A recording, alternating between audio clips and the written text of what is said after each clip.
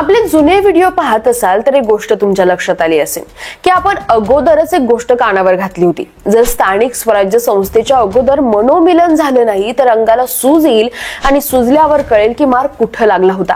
समजने वाले को इशारा काफी आहे. गेल्या 4-5 दिवसांपासून एक आर्थिक व्यवहार प्रचंड गाजलाय आणि विसंवाद तिथे दादा हे समीकरण असल्यामुळे नाव समोर आलं ते पार्थ अजित पवार यांचं. आता आम्ही धागेदोरे शोधण्याचा प्रयत्न केला तेव्हा एक गोष्ट समोर आली.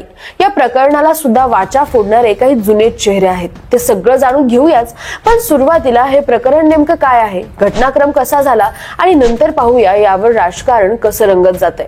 जाणून घेऊया सविस्तरपणे आजच्या या व्हिडिओच्या माध्यमातून. नमस्कार, मी काजल आणि तुम्ही बघताय मराठी मंडळी. सुरुवातीला समजावून घेऊया प्रकरण नक्की काय आहे. अमेडिया होल्डिंग्स LLP या कंपनीची 27 ऑगस्ट 2021 रोजी पुण्यात 1 लाख भांडवल नामांकन टाकून रजिस्ट्री झाली. या कंपनीचा धंदा म्हणून wholesale and retail trade, repair of motor vehicles, motorcycles and personal and household goods अशी नोंद केली गेली. या कंपनीचे डेझिग्नेटेड पार्टनर्स म्हणून 2 नावं समोर होती. एक पार्थ अजित पवार आणि दुसरे त्यांचे मामे भाऊ दिग्विजय अमरसिंह पाटील. या कंपनीला पुण्यातील कोरेगाव पार्क मध्ये IT कंपनी व डेटा सेंटर उभं करायचं होतं. यासाठी जमीन लागणार. त्यासाठी अमेडिया होल्डिंग्स LLP या कंपनीने मुंढवा परिसरातील महारवतनाची सुमारे 40 एकर जागा 300 कोटी रुपयांना विकत घेतली. हा व्यवहार पूर्ण झाला 19 मे 2025 ला. या कंपनीला मिळालेल्या जागेची बाजारभावानुसार किंमत होती 1800 कोटी रुपये. पण आता महारवतनाची असल्याने याची मालकी सरकारकडे असते, त्यामुळे विनासायास जमीन हातात आली. बाजारभाव कमी दाखवल्याने त्यावर स्टॅम्प ड्युटी लागली, ती फक्त 500 रुपये. आता ही जमीन कायद्यानुसार महारवतनाची जागा सरकारच्या परवानगीशिवाय विकता येत नाही, तसेच ती हस्तांतरित किंवा गहाणही ठेवता येत नाही. मात्र 40 एकरांचा हा भूखंड पार्थ यांच्या कंपनीने विकत घेतला. जमीन व्यवहाराची किंमत कमी दाखवून मुद्रांक शुल्कही बुडवलं. हा प्रकार पुढे आल्यानंतर नोंदणी आणि मुद्रांक शुल्क विभागाकडून त्यांची तातडीने दखल घेण्यात आली. आता सुरुवातीला जेव्हा हे प्रकरण अंजली दमानिया आणि काही पत्रकारांनी पुढे आणलं त्यावेळी आपलं दरवेळीप्रमाणे या प्रकरणात काही तथ्य नाही, सगळं आलबेल आहे असं सांगण्यात आलं. नंतर अंबादास दानवे, सुषमा अंधारे यांनी प्रकरण लावून धरताच सगळं आलबेल असलेल्या प्रकरणात पार्थ पवार यांचे मामे भाऊ आणि अमेडिया LLP मध्ये त्यांचे भागीदार दिग्विजय पाटील यांच्यावर पुण्यातल्या बावधन पोलीस स्टेशन मध्ये गुन्हा दाखल करण्यात आला. दस्तऐवजावर स्वाक्षरी केल्याप्रकरणी दिग्विजय अमरसिंह पाटील कंपनीमध्ये 1% स्टेक, जमीन विक्री व हस्तांतरण प्रक्रियेत सहभागी म्हणून शीतल किशनचंद तेजवानी विक्री होण्या जमिनीचे power of the attorney holder होत्या. यासोबत रवींद्र बालकृष्ण तारू, उपनोंदणी अधिकारी सब रजिस्टर सूर्यकांत येवले, तहसीलदार या दोघांना निलंबित करण्यात आलं. आता या प्रकरणाला वाचा फुटली ती पार्थ पवारांमुळे. कारण 1% हिस्सेदारी असणाऱ्या दिग्विजय यांच्यावर गुन्हा दाखल होतो तेव्हा 99% मालकी असलेल्या पार्थ पवार यांच्यावर का नाही? तर अजित पवारांनी आजच्या स्पष्टीकरणावेळी केलेलं सर्वात स्फोटक वक्तव्य म्हणजे माझं महसूल मंत्री चंद्रशेखर बावनकुळे यांच्याशी बोलणं झालं. त्या व्यवहाराच्या वेळी जे लोक प्रत्यक्ष रजिस्ट्रार ऑफिसमध्ये उपस्थित होते त्यांचीच नावं FIR मध्ये टाकली गेली आहेत. त्यावर सुषमा अंधारे यांनी काही प्रश्न उपस्थित केले आहेत. पार्थ पवार यांच्यावर गुन्हा दाखल होण्यापासून वाचवण्याचा मुद्रांक विभाग आणि पोलीस प्रयत्न करतायत का?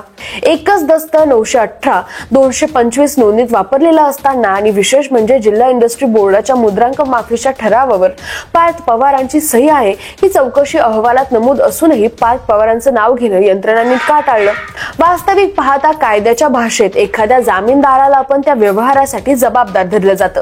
कंपनीचा मालक पार्थ केवळ तो रजिस्ट्रार ऑफिसमध्ये उपस्थित नव्हता म्हणून त्यांचं नाव FIR मध्ये नाही. जर व्यवहार बाहेरच आला नसता तर 1800 कोटींची जमीन 300 कोटीमध्ये लाटल्याचा फायदा फक्त ऑफिसमध्ये उपस्थित असणारच घेणार होते का? दुसरं म्हणजे याबाबत कुणावर FIR दाखल करायची आणि कुणाला सोडायचं याचं अधिकार क्षेत्र महसूल मंत्र्यांकडे कधीपासून आलंय? 40 एकर सरकारी जमिनीचा अपहार करायला निघाले होते यांचे खाते, त्यातही 21 कोटीचा महसूल बुडून. यासाठी आधी त्यांनाही जबाबदार धरलं पाहिजे. या ट्विटला अजून तरी साजेचं उत्तर आलेलं नाही. योग्य आणि कायद्याचे रक्षण करणारे प्रश्न कायम घाम फोडतात. अजित पवार यांनी या सर्व प्रकरणावर एक विस्तृत प्रतिक्रिया देऊन प्रकरण थांबवण्याचा प्रयत्न केला. 2 दिवसांपासून माध्यमांमध्ये चर्चेत असलेल्या जमीन व्यवहाराबाबत मी सविस्तर माहिती घेतली आहे. या प्रकरणात माझा अथवा माझ्या कार्यालयाचा कोणत्याही पद्धतीने सहभाग नाही. या संदर्भात कोणतीही मदत, हस्तक्षेप किंवा फोनवर संवाद माझ्याकडून अथवा माझ्या कार्यालयाच्या माध्यमातून झालेला नाही. हा फक्त प्राथमिक करार असून याविषयी कुठलाही आर्थिक व्यवहार झालेला नाही, तसंच जमिनीचा ताबाही घेण्यात आलेला नाही. त्याचप्रमाणे पार्थ पवार यांनी तो करार रद्द करण्याचा निर्णय घेतलाय. सदर प्रकरणाची शासननियुक्त समिती मार्फत सखोल चौकशी होईल आणि जे असेल ते सत्य समोर येईल. कोणी दोषी आढळल्यास योग्य ती कायदेशीर कारवाई केली जाईल. यावर अंबादास दानवे यांनी मुख्यमंत्र्यांकडे मागणी करत म्हटलं की मुलगा पुण्यात 300 कोटीचा व्यवहार करतो हे पित्याला ज्ञात नाही आणि जेव्हा या मुलाचे वडील पुण्याचे पालकमंत्री आहेत. तुमचं तुम्हाला तरी पटतंय का हे बोलताना? बाजार भावापेक्षा कमी दरात जमीन घेतली गेली आहे. खडसेंचा राजीनामा घेतला गेला होता. चौकशी होईपर्यंत नैतिकता राखून तुम्हीही राजीनामा द्या ना. झोटिंग समितीच्या धर्तीवर कोरेगाव पार्क प्रकरणात सुद्धा समिती मुख्यमंत्री महोदयांनी नेमावी अशी आमची स्पष्ट मागणी आहे. हे प्रकरण अजून सुरू असलं तरी आगामी स्थानिक स्वराज्य संस्थेच्या निवडणुकीत मनोमिलन होतील आणि नवीन एखादा मुद्दा चर्चेला येऊन इथे सुनियोजित IT कंपनी उभी राहिलेली लवकरच दिसेल, यात शंका नाही. या प्रकरणाला धरून तुम्हाला काय वाटतंय कमेंट करून सांगायला विसरू नका आणि सोबतच मराठी मंडळीला सबस्क्राईब करायला विसरू नका. धन्यवाद.